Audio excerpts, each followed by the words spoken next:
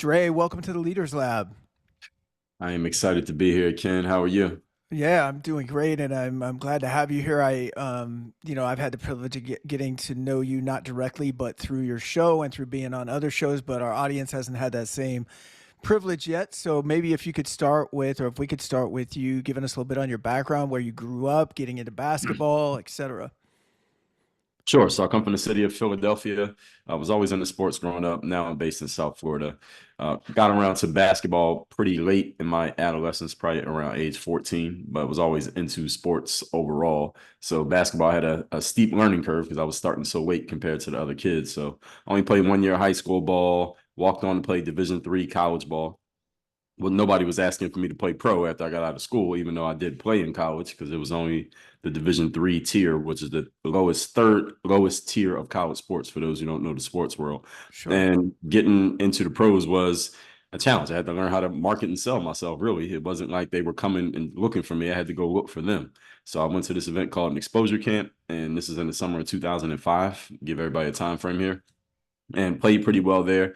Leveraged my performance there to go get with an agent. That agent helped me get my first job playing overseas. So I started playing pro ball in 2005, and that was in Lithuania. At the same time, I started putting videos on this brand new website that said you could put up as much content as you want for free. It was called youtube.com. And that's where I Hmm. started to build my brand, my persona online. And after a few years of doing that, probably about 2009, 2010, that's when the players started asking questions about mindset. At the same time, I was in between playing jobs. So I started focusing more on what I was doing online, creating my own products. I kind of branded and trademarked the name Work on Your Game. Book publishing, self publishing became a thing around that time. So that period was really the period that started my transition into the business world, even That's though it. I kept playing. What did you say? Oh, nothing. No, that's so cool. But I want to go back Sure. first. What gave you the confidence as a when you were a Division III basketball player and you're going, I need to get exposure. You obviously did you know at that point, like, hey, I'm like this undiscovered gem, like my game is good enough that if the right people see it, is that what was going on in your head, or what was it that led you to like I need to be my own promoter here? Yeah, well, that's what goes on in every basketball player's head. Is that I'm good enough. If, as long as somebody sees me, I know I'll be on the New York Knicks tomorrow if the right person sees me. So every basketball player thinks that way. So Yeah. yes, that was my mindset. And your other question was what? What led me to what? Oh no, and so then you go to YouTube, you start putting out content on YouTube, and Yeah. I got to imagine if other players start coming to you for advice, you weren't just shooting baskets, right? You were obviously talking about life and things like that. What were those initial videos? What were you posting up? Yeah, my original videos were just basketball. It was just me Okay, on the court doing drills. Now, this was not, it wasn't some master plan here, Ken, where I was just going to build a brand on the internet. Because if I had known that, who knows, I might not even play basketball. I might have just did that. It sure. might have been a bigger opportunity had I, as soon as with the time frame in which I started.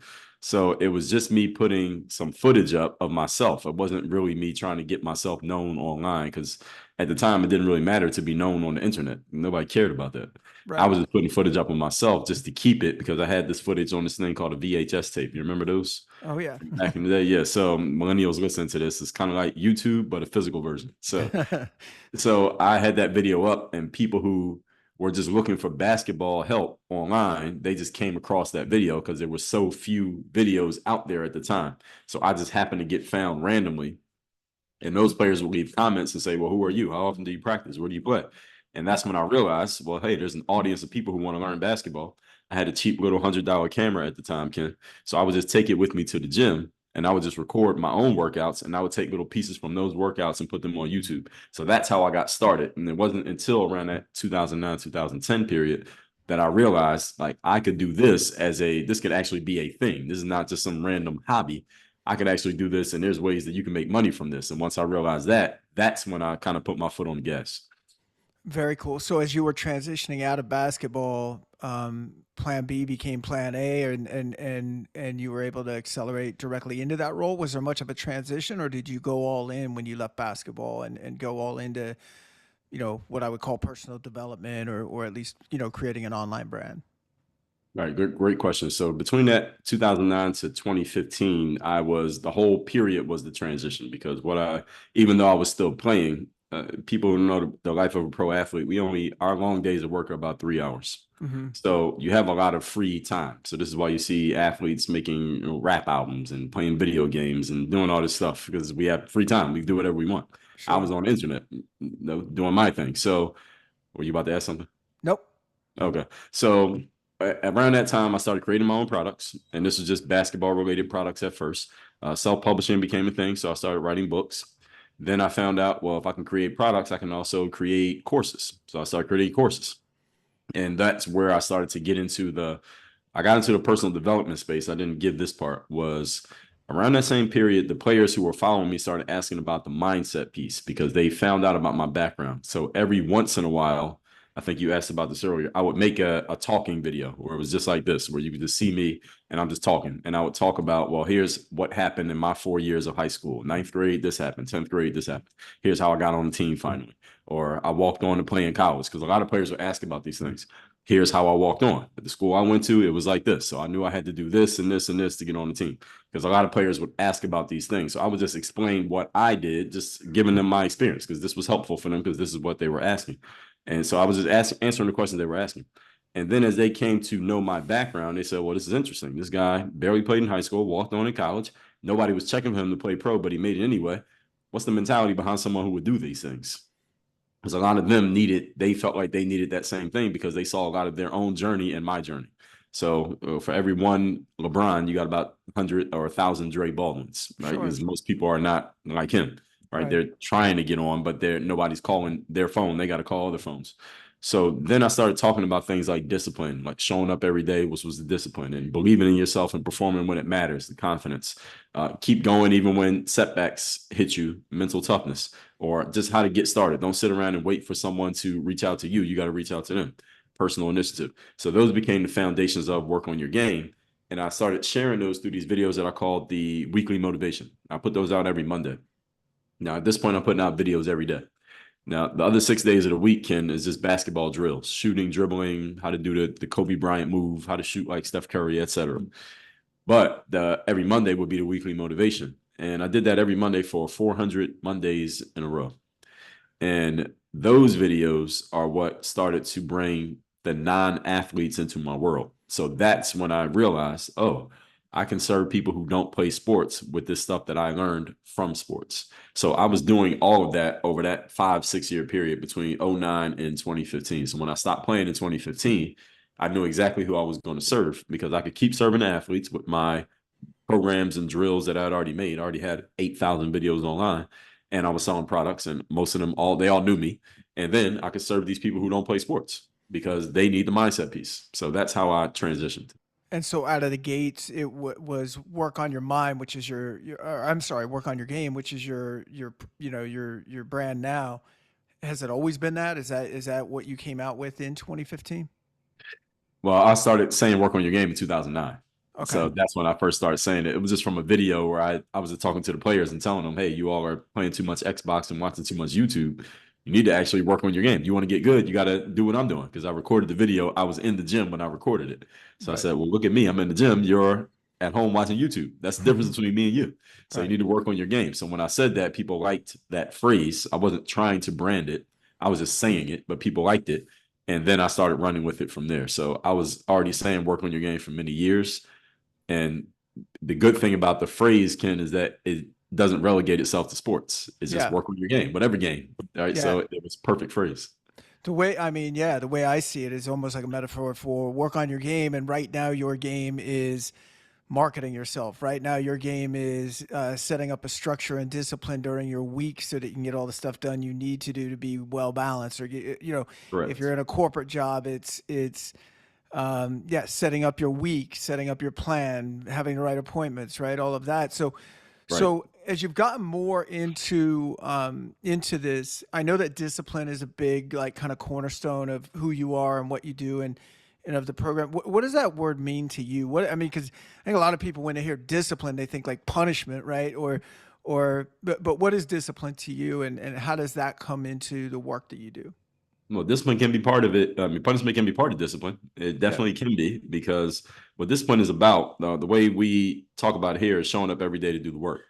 But discipline is also just making sure that people are being held to a standard, held accountable, and sometimes punishment is used to uphold that standard. Because if Mhm. you're not following through on what you're supposed to do, you get disciplined. Your parents say clean your room, you don't do it, and you get grounded or something worse, right? So that Right. is part of discipline. And for us, tell me what the question was again.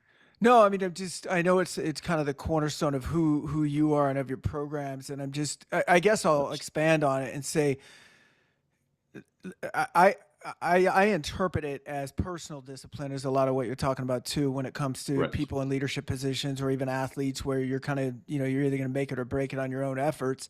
That's right. Um, how does that fit into like your day to day? What are some of your disciplinary habits for yourself? We can go a whole hour on that. So the thing is, for me, Ken, is everything is based on discipline. It is the foundational asset or attribute, if you want to call it that, that we have over here. And since I built this, it's a foundational attribute for me personally, is showing up consistently, doing things by routine, which turn into habits, and putting structures in place, which create the discipline. The discipline leads to the confidence, then to the performance, the results, and getting the rewards that you want. So these are the same things that I teach to other people are the same things that I do for myself. So being disciplined is really about that consistency. That's probably if you ask people who have been following me for some time, number one thing they think about when they consider my stuff is the consistency. Yeah. That I'm in your inbox every single day. All right, my material is coming out consistently. They know that I'm going to deliver. People who know me physically and my person to person, they know what time he's going to come out and take his son for a walk, what time he's going to show up to the gym every single day. So that discipline is a huge thing because I've found, and I learned this through basketball initially, that you just stay consistent, that eventually it's kind of like a war of attrition. That if you keep staying consistent in what you do, even if you're not the best, eventually other people just start falling they just start falling out of the race. And eventually you're not even competing with that many people because not too many people are willing to just keep showing up over an extended period of time, especially if they don't have some tangible results that say this is working. And in basketball, I definitely did not have those tangible results for about 5 years in basketball. It wasn't really till I got to college that I really started getting people saying, hey, this guy is good. And most people quit before then because they hadn't gotten the results. So that discipline of just continuing to show up and being consistent, I saw that it worked for me in basketball. Now that doesn't guarantee it'll work for anybody in anything, but since it worked for me in basketball, I figured it could work in other areas. And that's why it's the foundation of what we do. No, I think I love that point. I mean, I think so many people are playing like a short game, right? Which is, That's right. I want to do something new, but I want to be good at it so quickly that if I'm not good at it, I'm going to bail, right? And I'm going to go try to find something else. And so many people I feel like dabble in many things and never become like great at anything. And to your point, it's like, look, being 7 out of 10 on a 10 scale, but doing it over time and just chipping away and chipping away and chipping away. And eventually, like you said, you said it perfectly, but people fall out. You end up being the last man standing. But very few people have I don't want to say the discipline, but the patience to wait it out until they get good at something. You know what I mean? So when you're coaching people and working with people, how do you get them past that? How do you get them past because that's the thing, right? Someone wants to lose 50 pounds. If it's not coming off immediately, they get Mm-hmm. discouraged, right? And you know how Right. that weight loss game could be. It could be like you lose 4, gain 3 back the next week, not because you didn't do the right things, but sometimes that's just the way body chemistry works. So for you, Right. how do you help get people over that hump to become more consistent and become more disciplined? Well, it can be kind of tricky here, Ken. So we got to make sure we go into the details and the specifics here because Sure. just because you are focused on a thing and you stay disciplined on it doesn't mean you're going to get to the finish line, Right. right? Because how many athletes are there who said, I'm just going to stick to basketball because I'm going to play in the NBA or I'm going to play in college or I'm going to play overseas and they don't make it. So Right. just because you stick to it doesn't mean you're going to get there. So we have to make sure, excuse me, one of things we do over here at Work on Your Game, I call it the 12 Work on Your Game commandments. Don't ask me to list all 12. I don't know them off the top of my head. But Okay. one of the 12 is the right vehicle. You have to be in the right vehicle. So for me, as I told you, I played a bunch of sports. I played a little bit of football, a little bit of baseball. I wasn't that good at baseball. So had I stuck to baseball, I don't care how disciplined I was, I probably would have, my career would have ended sitting on the bench in high school. That's probably as far as I would have went in baseball, if I would have even made the team in high school. So you got to choose the right vehicle. And sometimes people have the wrong vehicle. And I was actually just talking about this, as a matter of fact. Probably won't be the day that this comes out, but just yesterday I was talking about this on my Instagram, and I just wrote an article about it. It didn't come out yet, but I was talking about principles that big businesses follow that small businesses can adopt. And one of them is they kill off bad ideas quickly. Hmm. And we have to know when we're in the wrong vehicle, and you got to get out of that car and get in a different car. It's like if Right. you're on the train and the train's going south, but you need to go north. As soon as you realize you're on the wrong train, you got to get off at the next stop and get on the other train. Sure. And a lot of people are really bad at that because they have these mindsets ingrained in them. Oh, well, I just got to stick to something. I can't quit and I can't give up. I got to stay with it and it eventually will work. The challenge with that is our time is limited. So the years that you spend working on something that's the wrong thing, you can't get that time back. Right. So we have to, first of all, you have to have the insight. Hopefully, either you have it yourself or you are associated with someone who can help you to figure out, are we in the right place in the first place at what we're doing, so that this is the thing we're going to stick with. And once we're clear on that, then we can get to how do we actually stick to these things. And the answer to that question, if it's the right thing, then the first thing is we got to put the structure in place. Actually, before that, we got to have a reason. So people need a strong enough reason to be successful. So all these things that I'm talking to you about, I had a strong enough reason to keep going as an athlete. And because I had a strong enough reason, then I was willing to eventually create and follow a structure. And that led to the discipline, which led to everything else. So people need a strong enough reason for whatever success they want to achieve. And I find a lot of people just have a very impotent reasons, impotent goals that don't get them engaged. They're not emotionally engaged in their goal. They want to do a thing, but they don't have a real reason to want to do the thing. So when it Yeah. gets challenging or it's tough, they just don't have the resources to push past the challenging periods. And anything that you do that's worthwhile, there's going to be a bunch of challenging periods. And if you don't have a strong enough emotional reason to do it, then you won't muster the energy to push past that challenge. So the reason is the number one thing we need, which leads to the structure and then the discipline. Agreed. I mean, I think when I think of reason, I also think of, leverage, right? What's the Right. leverage that you have on yourself for wanting to make Correct. this happen? If there's no leverage there, and I also have found, most of the time that leverage comes from, it can be internal, but it's also a lot of times it involves other people, right? It's like if Right. someone wants to lose 30 pounds because they want to fit into the same clothes they wore in high school for their high school reunion, that's a very short term thing. It's not probably going to last, right? Maybe they take the weight off for a little bit, they fit in the dress or the suit, and then it Mhm. comes back on. If it's the doctor told me I'm going to potentially die of heart disease if I don't lose this, and I have two kids that I love more than anything else on this world, then that's a whole Mhm. different scenario, right? Going into coaching someone like that.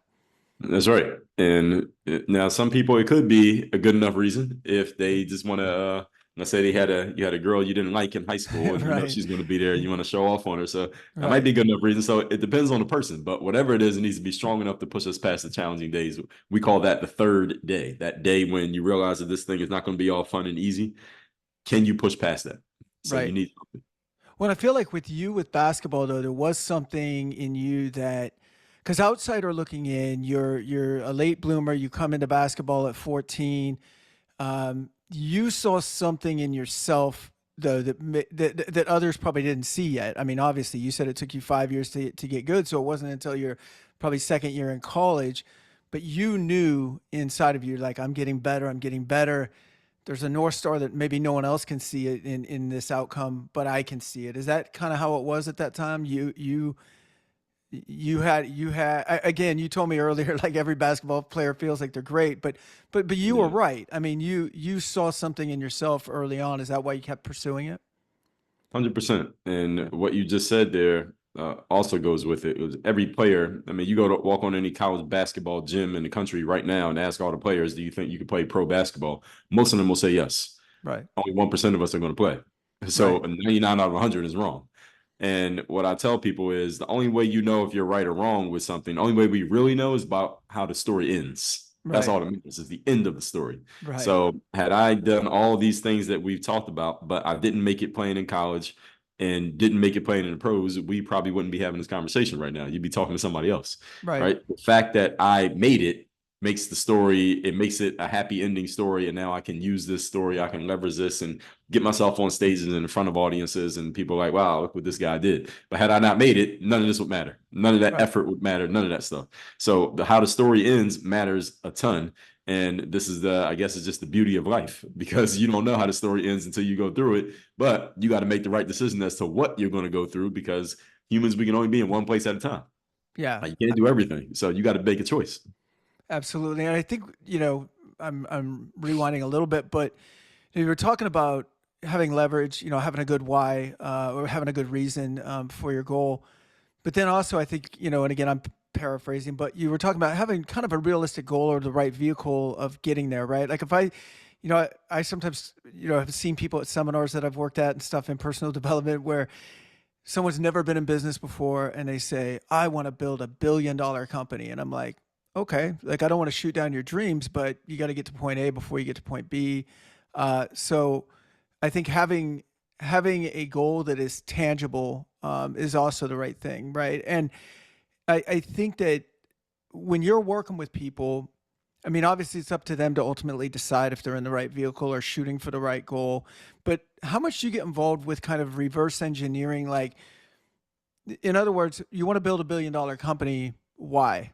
Right? Is that kind of where you start? Like, what do you start with? Like, what is the actual outcome? What are the feelings that they want to feel, or what is the goal itself? I don't know if I'm saying that in a very congruent way, but maybe it makes sense.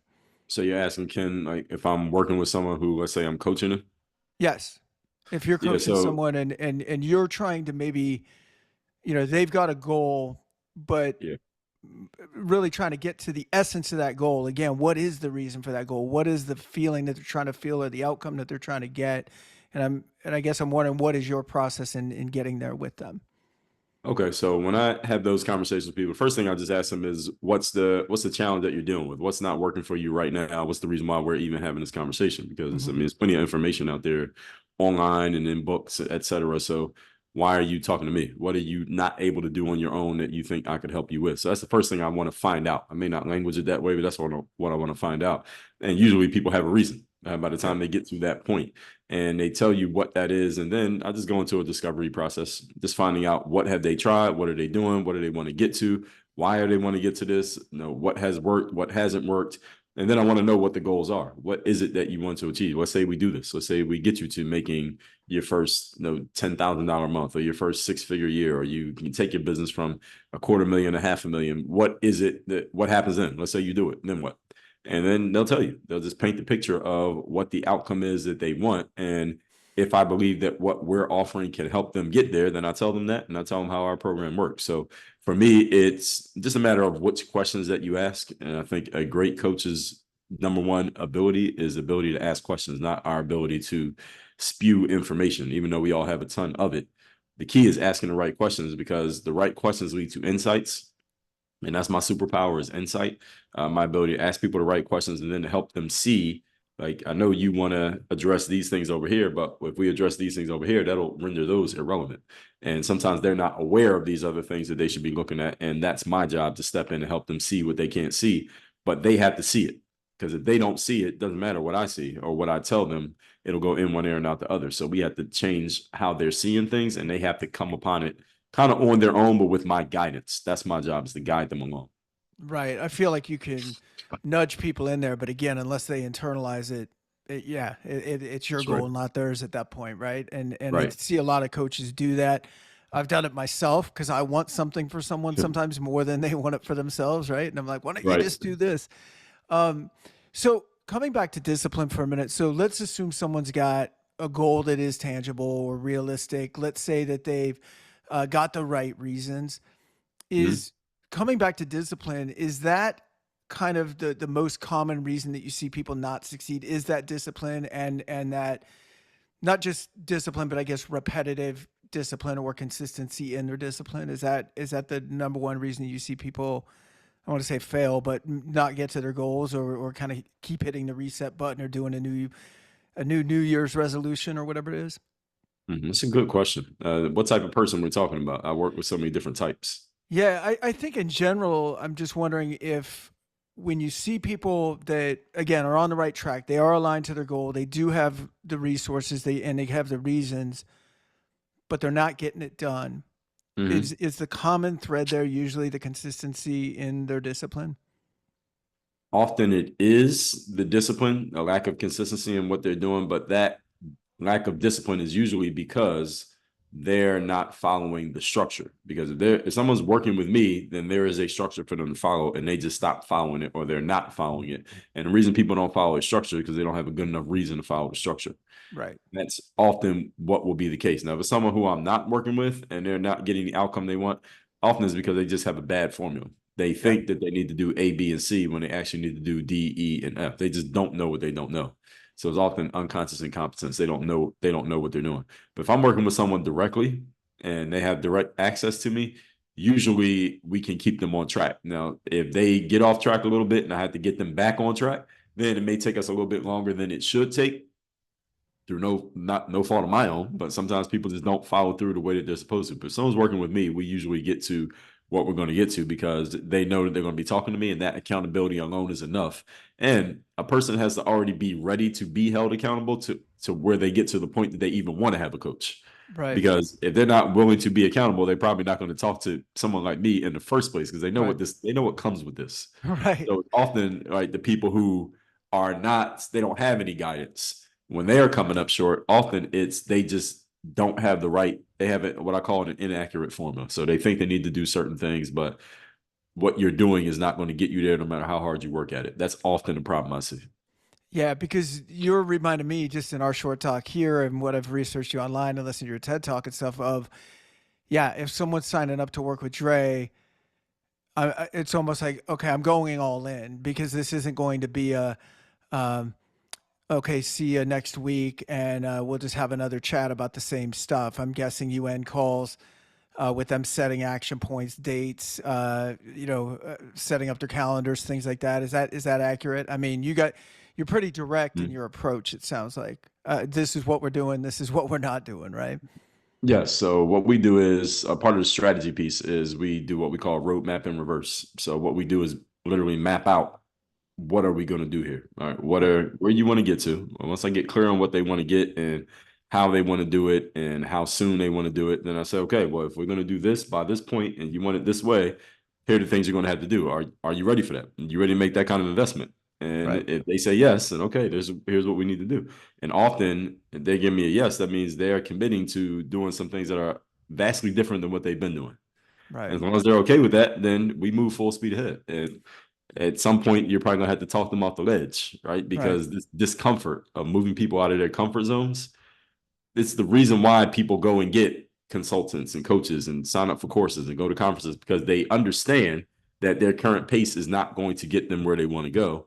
And Right. they know that they're going to have to do something different. But then when it comes time to actually do it, that's when people realize, okay, well, this is why you were in your comfort zone in the first place because this is uncomfortable.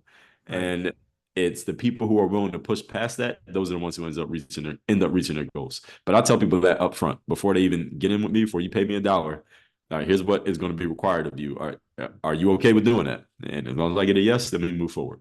No, that's cool. The reverse engineering that you said it was reminding me of this is a while back, but I was about 50 pounds heavier than I am now, and one day woke up and Oh just wow. went, "What the hell happened to me?" I gained like 2 pounds a year for 20 plus years, and I all of a sudden went out and I went, "Okay, that I had leverage. I had a reason. I'm like, I'm this isn't me. My identity got crushed, right? This isn't who I am." And so went out and started running. And then I set this goal of running a marathon. Well, the Mm, idea when you can't run 3 miles of running 26 miles is really daunting, right? It's like it's too right. much, right? Like my brain couldn't even really handle it.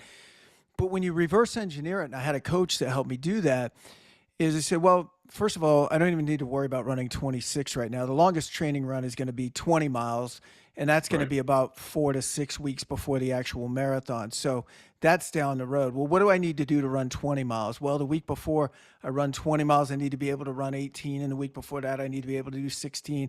And then Right. you just back it all the way up into today and go, all I really need to do today, if I can run 3 miles, is run my long run being 4 miles by next week. And that all of a sudden becomes tangible. But I do think you need support because I think most people are constantly looking not at what they need to do today, but how far they need to go to reach their goal. Do you know what I Right. mean? And that's Yes. deflating, right? It's like I'm so far away from the goal. I mean, if you would have Mm. been telling yourself in high school when you first started playing that your goal was to be a pro and I'm just not there yet, and you're constantly just reminding yourself that you're not at a pro level yet, instead of just working on your game every single day, it would have been a completely different outcome. You probably never would have made it. Yes, I think for the most part that applies to most people. And it's also a matter of understanding the bigger your goals are, the more time you're going to spend having not reached them. So when you're an ambitious person, you need a healthy amount of mental toughness to counterbalance the fact that most of the time you will not be at your goal just Yeah. because your goal is so big and so far away. So if you have that mental toughness, you can be far away, knowing that you're far away, but it won't stop you from still showing up and doing the job. And hopefully, you get so locked in and focused on the process that you're not even thinking about how much further you got to go. It's like you're running 20 miles. Okay, let me just knock out mile one. Let Right. me get to the second mile marker. Let me get to the third one. If you're just focused on the task at hand, then eventually you're on mile 17. You're like, oh, I'm almost there. Right. Well, So and you're I, about it. yeah, and I know you talk a lot about how discipline then inspires confidence, and that applies Right. directly to what we're saying. Because for me, as soon as I could get out of my head that big long marathon run and just went to like, wait a minute, what do I need to do this week? Well, this week I need to, do these 3 training runs or whatever. And that in and of itself was a victory. Do you know what I mean? Like all I need to do right now is what I need to do right now.